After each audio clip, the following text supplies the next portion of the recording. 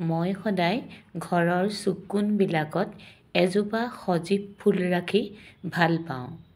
মোৰ ঘৰলৈ অহা সকলো লোকে মোক মাত্ৰ এটাই প্ৰশ্ন কৰে যে আপোনাৰ ফুলবিলাক ঘৰৰ ভিতৰতো কেনেকৈ ইমান ধুনীয়া হৈ থাকে।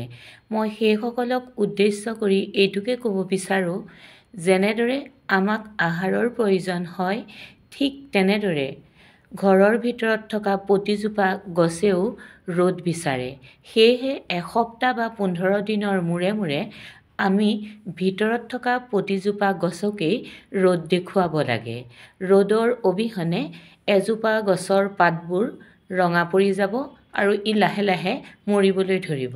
সেয়েহে যিসকলে ভিতৰত গছ ৰাখিব বিচাৰে সেইসকলে হাজাৰ ব্যস্ততাৰ মাজতো এসপ্তাহ বা 15 দিনৰ মূৰত প্ৰতিজোপা গছকে যাতে ৰ'দ দেখুৱায়।